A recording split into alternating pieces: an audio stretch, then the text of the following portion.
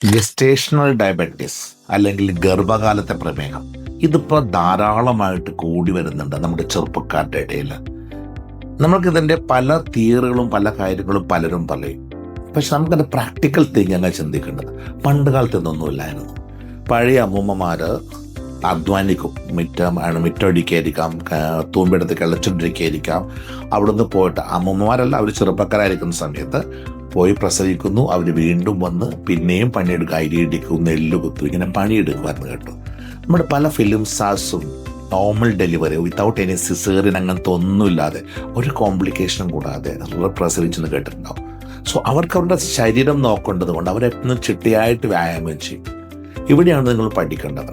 ഒരു കുട്ടി വളർന്നു വരുന്ന സമയത്ത് ആ കുട്ടിക്ക് നല്ല ന്യൂട്രിയൻസ് കിട്ടണം. നല്ല ആരോഗ്യമുള്ളൊരു ഗർഭപാത്രത്തിൽ, നല്ല ആരോഗ്യമുള്ള സ്പേമിൽ നിന്നും, നല്ല ആരോഗ്യമുള്ള ഒരു ഓവത്തിൽ ഉണ്ടാകുന്ന ഒരു കുട്ടി നല്ല ആരോഗ്യമുള്ള ഒരു ഗർഭപാത്രത്തിലാണ് ഫോം ചെയ്ത് വരുന്നതെങ്കിൽ, വളർന്നു വരുന്നതെങ്കിൽ അവൻ ഏറ്റവും ആരോഗ്യമുള്ളവനായിരിക്കണം, അല്ലേ? അപ്പോൾ അവിടെ ചിന്തിക്കുക, നിങ്ങൾ കുട്ടി വേണമെന്ന് തീരുമാനിക്കുന്ന മുമ്പ് തന്നെ ചെറുപ്പക്കാർ, ഹസ്ബൻഡും വൈഫും നിങ്ങൾ ചിന്തിക്കേണ്ടത് യു ഷുഡ് ബി ഹെൽത്തി. ഏറ്റവും നല്ല ഹെൽത്തിലേക്ക് വരാൻ വേണ്ടി കൃത്യമായിട്ട് വ്യായാമം ചെയ്ത് നല്ല ഫിറ്റ്നസ്സിലേക്ക് വന്നതിന് ശേഷം കുട്ടികളെക്കുറിച്ച് പ്ലാൻ ചെയ്യുന്നു. ആൻഡ് ഗർഭകാലത്ത് മറ്റേ തൂമ്പെടുത്ത് കിളക്ക് അധ്വാനിക്കാൻ വേണ്ട, പക്ഷെ റെഗുലർ എക്സസൈസുകൾ ചെയ്തുകൊണ്ടേയിരിക്കുക. എന്നും കൃത്യമായിട്ട് രാവിലെ വൈകുന്നേരം പറ്റുകയും ചെയ്തുകൊണ്ടിരിക്കുക.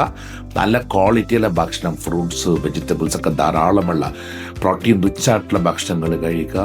കൃത്യമായിട്ട് വ്യായാമം ചെയ്തുകൊണ്ടേയിരിക്കുക. വയറ് വലുതായി വന്നു കഴിയുമ്പോൾ ചെയ്യാൻ ബുദ്ധിമുട്ടുള്ള ചില വ്യായാമങ്ങൾ മാത്രം ഒഴിവാക്കുക. റെഗുലറായിട്ട് എക്സസൈസ് ചെയ്തിട്ടേയിരിക്കുക. നല്ല ഫിറ്റ്നസ് സൂക്ഷിക്കുക. എപ്പോഴും ചിന്തിക്കുക, ആരോഗ്യം പോകുമ്പോഴാണ് രോഗങ്ങൾ വരുന്നത്. സോ ഏറ്റവും നല്ല ഹെൽത്ത് മെയിൻറ്റെയിൻ ചെയ്യുക. സോ നല്ല ആരോഗ്യമുള്ള മനസ്സും ശരീരവുമുള്ള ഒരമ്മക്ക് നല്ല ആരോഗ്യമുള്ള അച്ഛനുണ്ടാകുന്ന കുട്ടിയായിരിക്കും ഏറ്റവും നല്ല ആരോഗ്യമുള്ള കുട്ടി. ഈ ഗർഭകാലത്ത് പ്രഷർ കൂടുന്നതും കൊളസ്ട്രോൾ കൂടുന്നതും ഷുഗർ കൂടുന്നതെല്ലാം മിക്കവാറും ഈ ബെഡ് റെസ്റ്റ് കൊണ്ട് സംഭവിക്കുന്നതായിരിക്കണം.